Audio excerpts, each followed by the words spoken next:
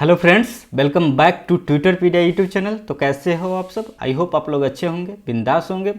दोस्तों, आज का जो चैप्टर है जिसमें हम लोग डाइस पढ़ने वाले हैं और इसके बेस्ट ट्रिक्स तथा इसके कंसेप्ट को समझने वाले हैं।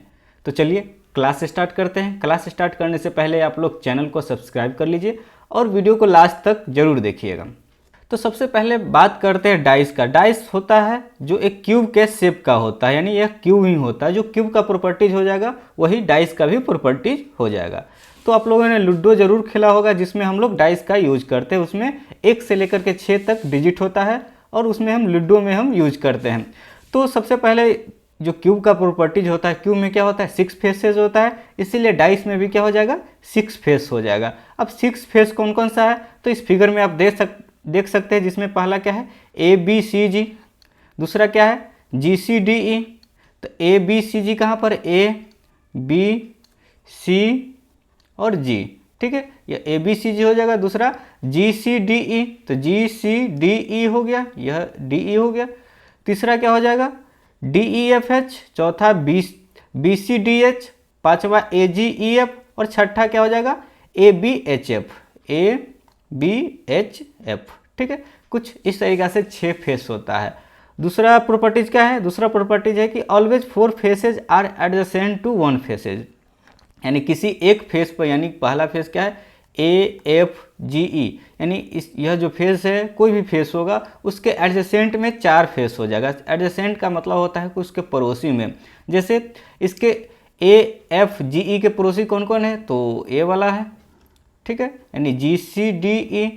दूसरा क्या है इस फेस के अकॉर्डिंग ये वाला है ABGC। फिर तीसरा क्या है इस फेस के अकॉर्डिंग AF के अकॉर्डिंग क्या है AFHB। और चौथा क्या है EF के अकॉर्डिंग EFHD, यानी एक फेस के अकॉर्डिंग, यानी कुछ इस तरीक़ा से। तो ऊपर में इस तरीक़ा से हो जाएगा, पहला फेस एडजेसेंट में, दूसरा फेस, फिर तीसरा फेस और चौथा फेस। यानी एक फेस के अगर यह 1 है, यह 2 है, 3, 4, 5, यानी एक फेस के एडजेसेंट में 4 फेस हो जाएगा, ठीक है।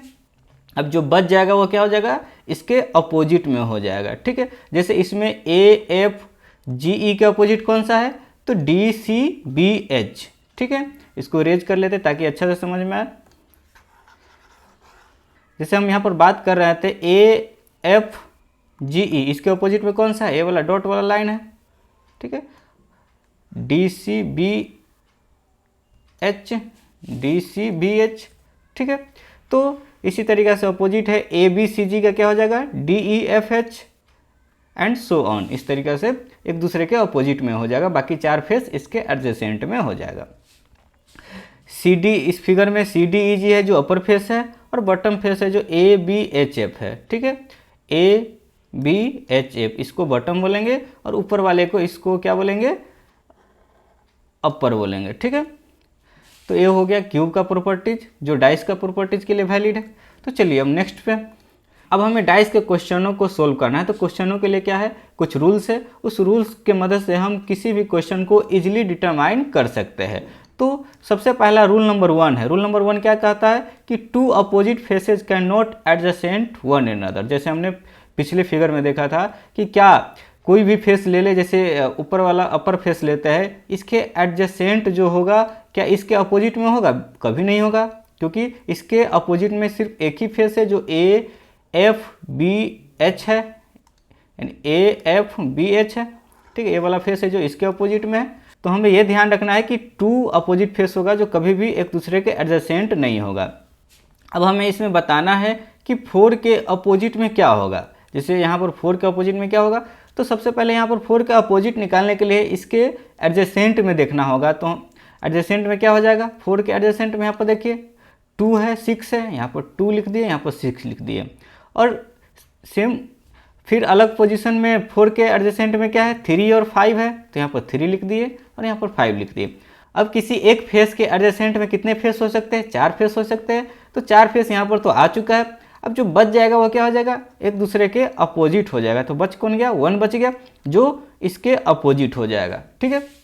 तो रूल नंबर ये कहता है कि 2 अपोजिट फेस एक दूसरे के कभी भी एडजेसेंट नहीं होगा, ठीक है। रूल नंबर 2, रूल नंबर 2 क्या कहता है, if two different position of a dice, यानी एक डाइस है जो दो अलग अलग पोजीशन में रखा हुआ है, ठीक है, जो फिगर में आप देख सकते हैं, one of two common faces is the same position, यानी दो अलग अलग फेस है जो सेम पोजीशन में है। तो यहाँ पर देखिए 5, यहाँ भी 5 है, ठीक है, यहाँ 3, यहाँ भी 3 है, यानी दोनों एक दूसरे के कॉमन है। अब जो कॉमन है तो उसके बाद क्या होता है कि जो रिमेनिंग फेस है वह क्या हो जाएगा, एक दूसरे के अपोजिट हो जाएगा। जैसे यहाँ पर 5 है कॉमन और 3 कॉमन है, अब जो बच जाएगा वो क्या होगा, एक दूसरे के अपोजिट होगा। तो रूल नंबर 2 क्या कहता है कि जब दो फेस कॉमन हो, जो बच जाएगा तीसरा फेस वह एक दूसरे के अपोजिट होगा। यहाँ पर 2 के अपोजिट क्या होगा, 2 का जो अपोजिट होगा 4 हो जाएगा, ठीक है। तो ध्यान रखना है, इसमें क्या था, इसमें था कि एडजेसेंट को देखना है, इसमें किसी दो फेस को कॉमन देखना है और तीसरा फेस एक दूसरे के अपोजिट हो जाएगा, ठीक है। चलिए नेक्स्ट पे, नेक्स्ट है if two different position of dice, यानी एक डाइस है जो दो अलग अलग पोजीशन में है, the position of A common face भी सेम, यानी फिर पोजीशन का कोई एक कॉमन फेस सेम है। जैसे यहाँ पर देख लीजिए कौन सा कॉमन फेस है, तो 3 है, इसमें भी 3 है, ठीक है।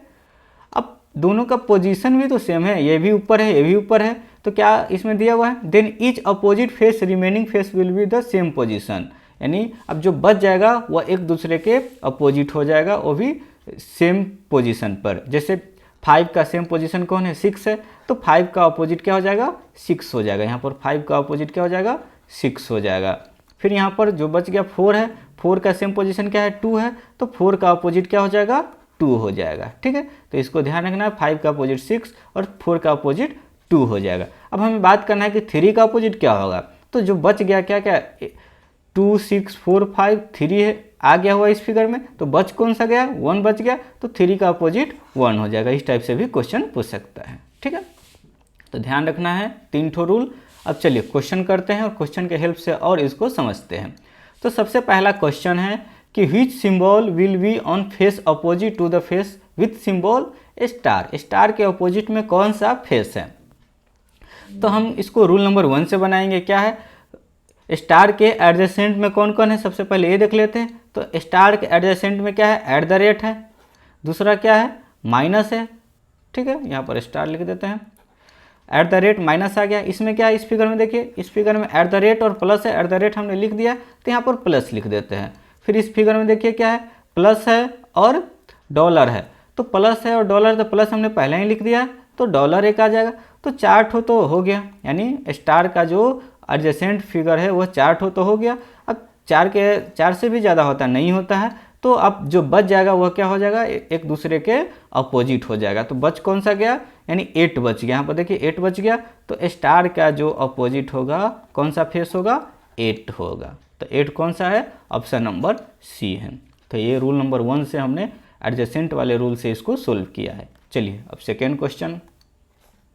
सेकेंड क्वेश्चन में फिर क्या कह रहा है, 2 position of dice are shown below, ठीक है, how many points will appear on the opposite face containing 5 points. अब जो 5 पॉइंट्स है उसके अपोजिट में कितने पॉइंट वाला फेस है, ठीक है। तो अब इस फिगर को ध्यान से देखिए, क्या दिया हुआ है इसमें, यहाँ पर 1 कॉमन है और दूसरा क्या है, 2 भी कॉमन है, यानी 1 और 2 दोनों कॉमन है। तो यह रूल नंबर 2 के अकॉर्डिंग बनेगा। जब दो फेस कॉमन आ जाए, जो तीसरा बच जाएगा वह क्या होगा, एक दूसरे के अपोजिट होगा। तो 5 पॉइंट का अपोजिट कौन सा होगा, जो 5 पॉइंट का अपोजिट होगा वह इसमें कौन सा बचा है, 4 बचा है, तो 4 हो जाएगा।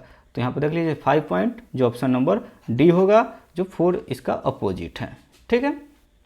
तो यह रूल नंबर 2 से इसको हमने सोल्व करा है। चलिए नेक्स्ट क्वेश्चन पे। नेक्स्ट क्वेश्चन है which digit will appear on the face opposite to the face with number 4, यानी अब यहाँ पर 4 का अपोजिट हमसे पूछ रहा है। तो 4 का अपोजिट के लिए हमें क्या करना होगा, सबसे पहले इस दोनों फिगर में देखिए क्या दिया हुआ है, यहाँ पर 3 दिया हुआ है, इसमें भी 3 है, दोनों फेस कॉमन है और दोनों का पोजीशन भी सेम है। जब दोनों फेस और पोजीशन सेम हो तो जो बच जाएगा वह क्या होगा, एक दूसरे के सेम पोजीशन पर वह अपोजिट हो जाएगा। तो 2 का अपोजिट क्या हो जाएगा, 6 हो जाएगा और 1 का अपोजिट क्या हो जाएगा, 5 हो जाएगा। तो यहाँ पर लिख देते हैं 2 का अपोजिट 6, 1 का अपोजिट 5, लेकिन हमसे क्या पूछ रहा था, 4 का अपोजिट। तो 4 का अपोजिट कौन सा होगा, 4 का जो अपोजिट होगा क्या बच गया, इसमें 3 बच गया।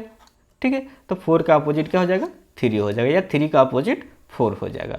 तो देख लीजिए कौन सा है, ऑप्शन नंबर ए है जो इसका करेक्ट आंसर है। ये कौन सा रूल से बना है, यह रूल नंबर 3 से बना है, रूल नंबर 3। ठीक है, तो हमने तीनों रूल्स का यूज कर लिए। अब चलिए नेक्स्ट क्वेश्चन पे।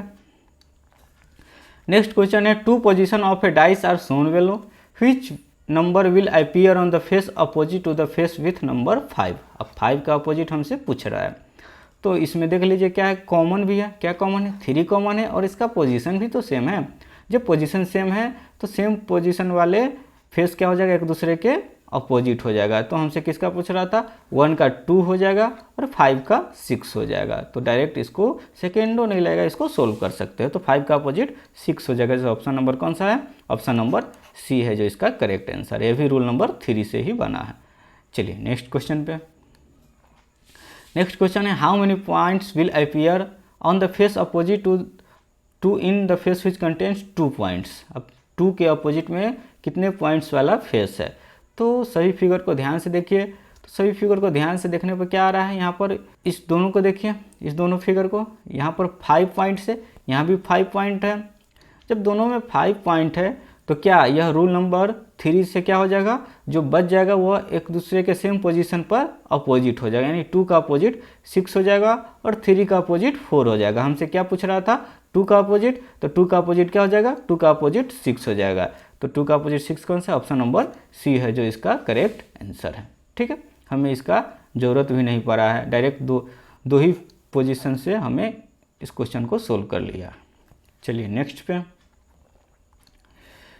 तो ये रही डाइस की हमारी क्लास। तो कैसी लगी आप लोगों की आज की यह क्लास। अगर थोड़ा भी हेल्पफुल रहा तो लाइक कीजिए, शेयर कीजिए और चैनल को सब्सक्राइब करके ही जाइएगा। मिलते हैं नेक्स्ट वीडियो में। आज के लिए इतना ही, थैंक यू।